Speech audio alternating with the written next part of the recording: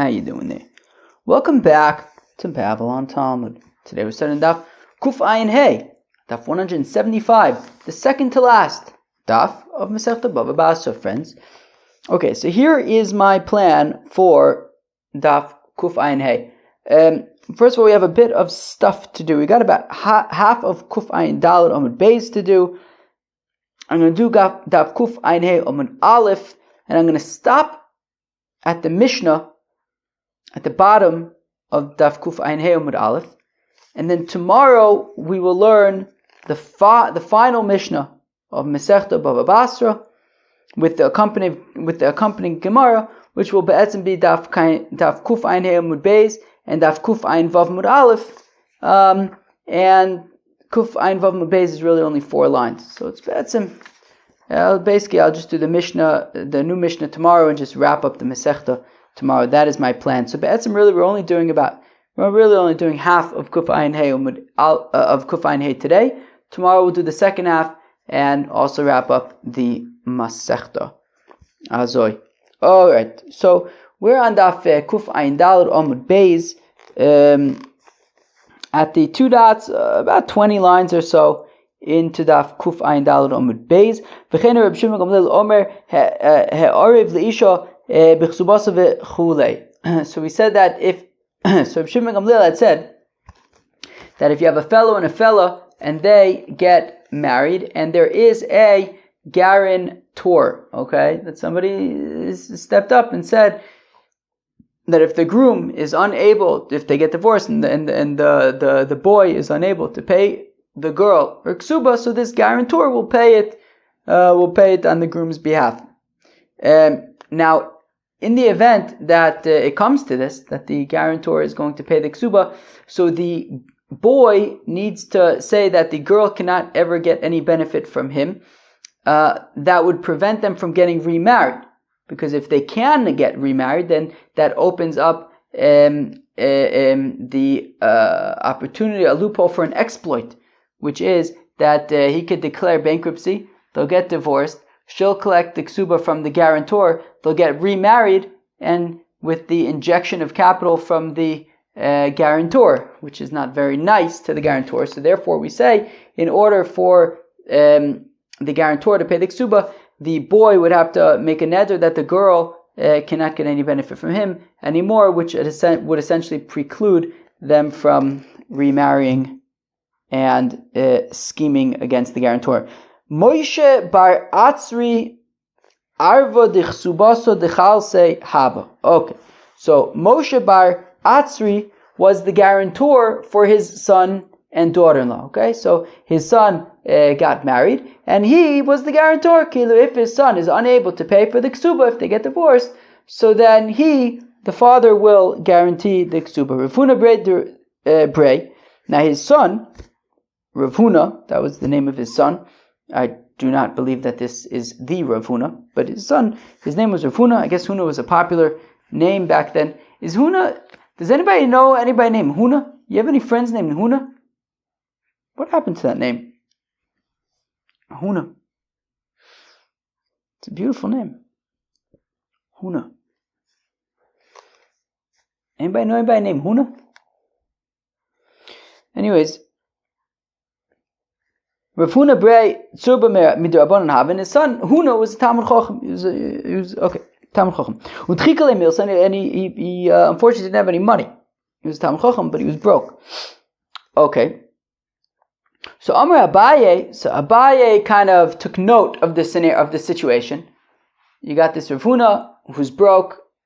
He's also married, and also his father had guaranteed his ksuba. So Abaye says, "Hey, there's an elephant in the room. Leka denazel denasbe eitzel the Rav Huna. Is nobody gonna state the obvious over here? Tell Rav Huna denegarshele devisu that he should get divorced. V'tezel v'tigbe ksuba me'avur, and let her go collect her ksuba payment from her father, from his father. V'hodu nahadrin, let them get remarried, and magic, they now have money."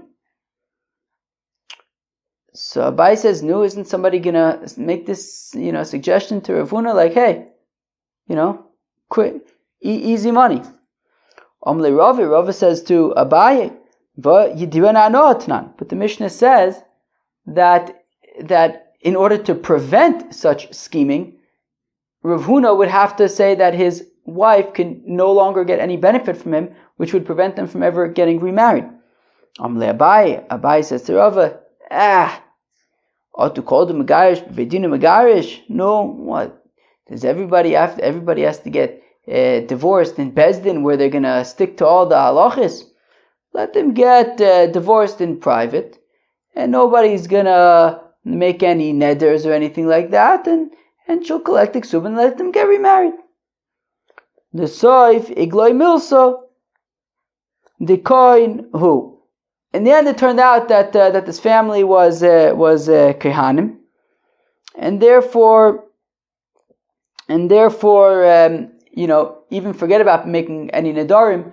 If they get divorced, they wouldn't be able to get remarried, right? Because then she's a grusha, and a kohen can't marry a grusha. So it turns out that he was a kohen anyways, and therefore the scheme was just not relevant anyways, because they would be unable to get remarried because he's a kohen.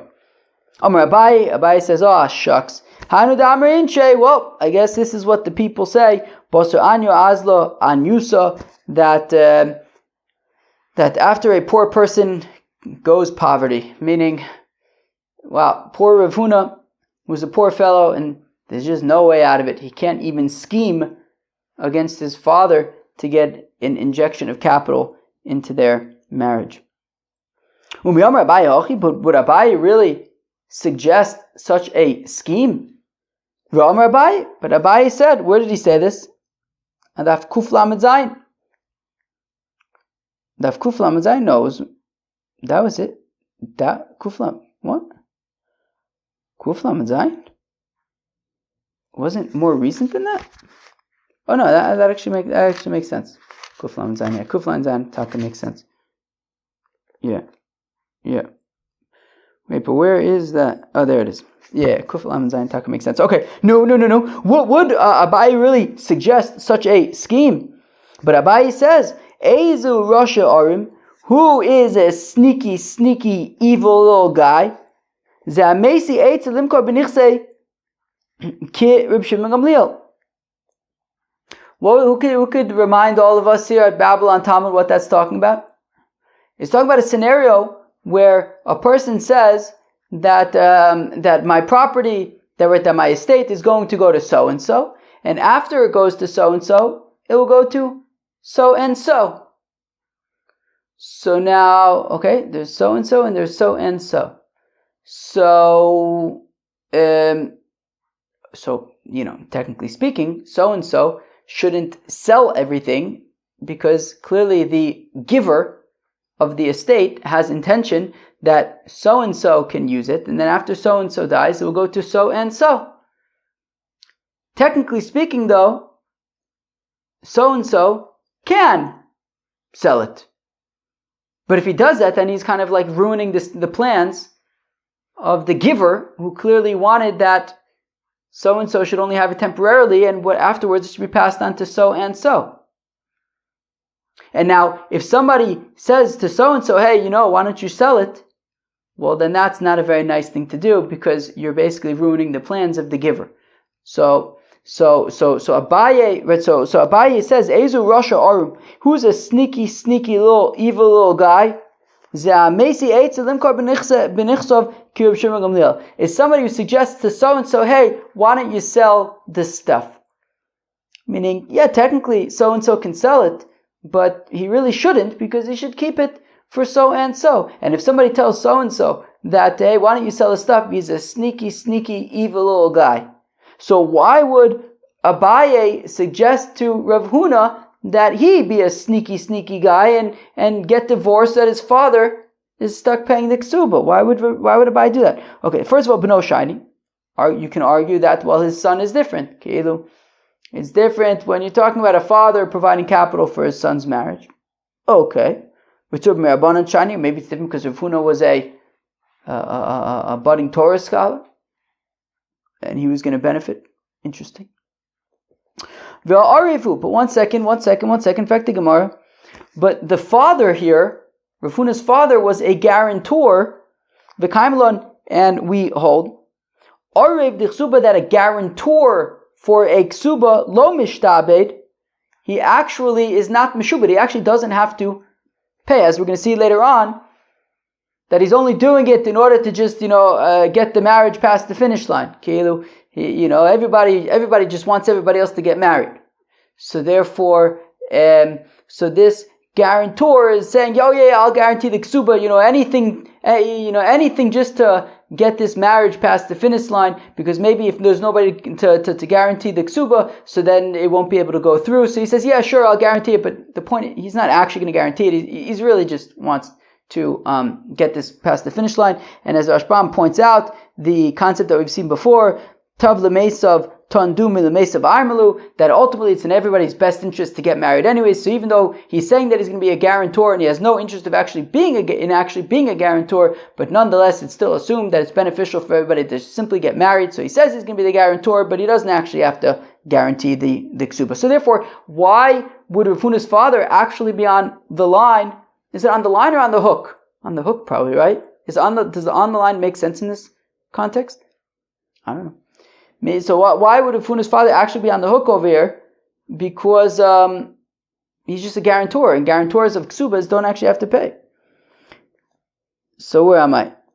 So kablon hava. Well, he wasn't an orev; he was a kablon.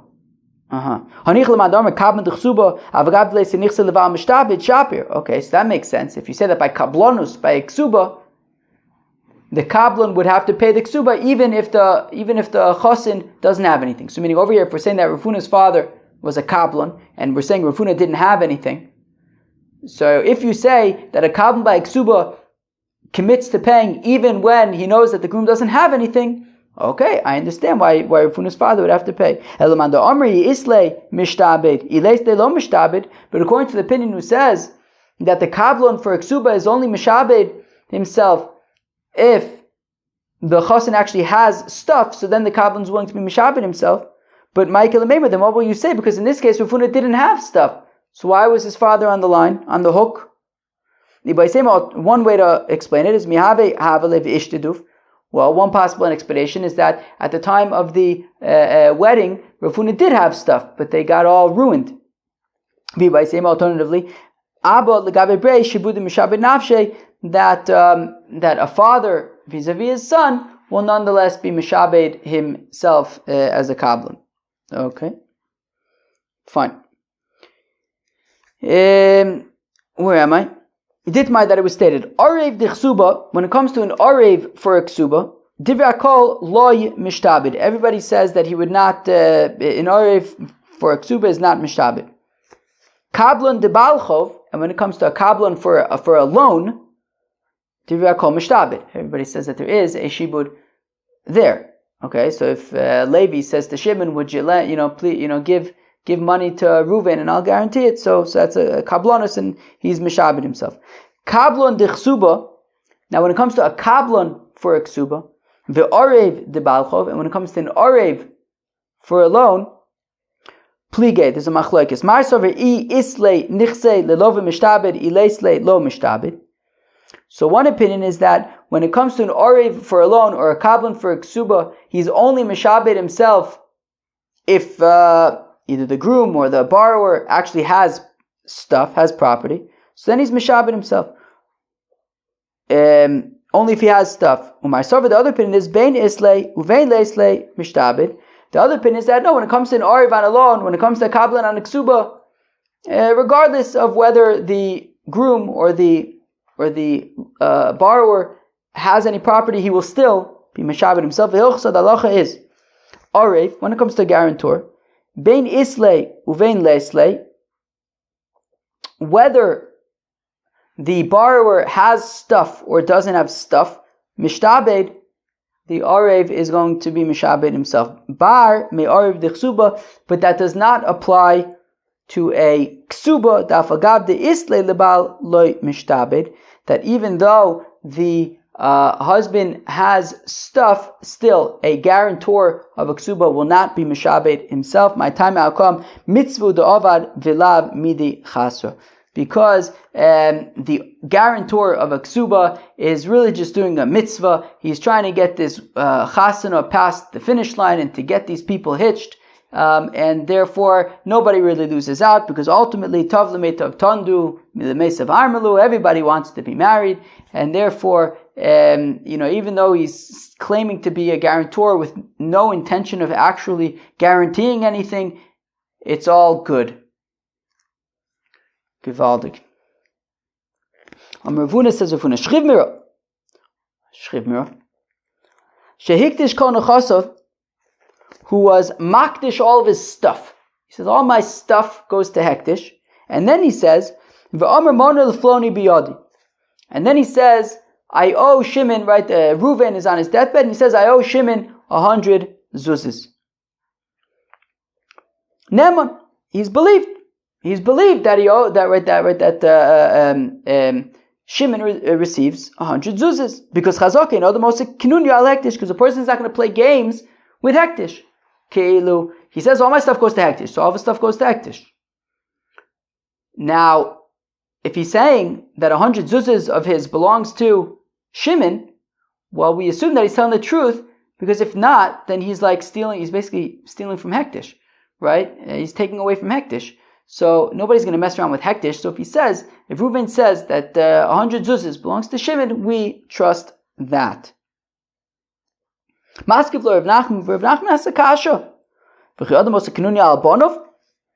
a person play games with his children?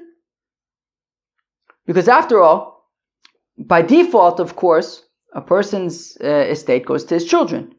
Rav Shmuel and Rav Shmuel say that if a Shrivmira says, so if Reuven's a Shrivmira, he says, I owe Shimon 100 zuzis. Omar Tnu Nosnin, Lo Omar Tnu Ein Nosnin.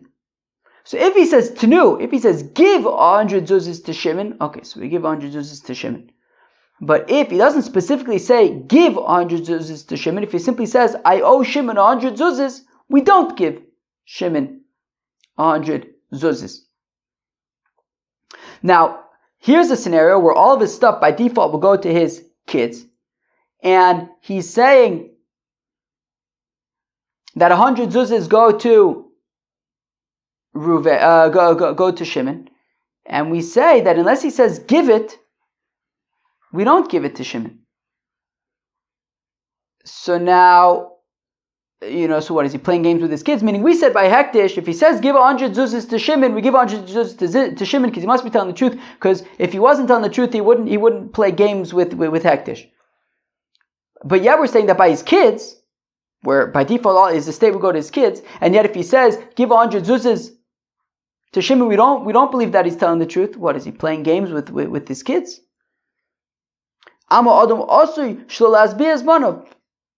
So why, when he says, right, in the context of his estate that would be going to his kids, when he says that I owe Shimon 100 zuzas, why don't we believe him? Because why is he saying that he owes Shimon 100 zuzas? He doesn't actually owe Shimon 100 zuzas, but he doesn't want people to think he's a wealthy man. He's going to die. Everyone's like, oh wow, Reuven died. He left over a lot of money, his kids, and people are going to hound his kids. Fakert, he wants he should say, me, I'm not a wealthy guy, I have choivis, I owe Shimon 100 zuzas, leave my kids alone, you're not going to find it too much over here. Say, well, he doesn't, he says, yeah, I owe Shimon 100 zuzas just so that people shouldn't think that he's a rich guy and they're going to hound his kids. So, Achanami, let's say the same thing by Hektish as well. Adam Osish Lolas Bias Banu.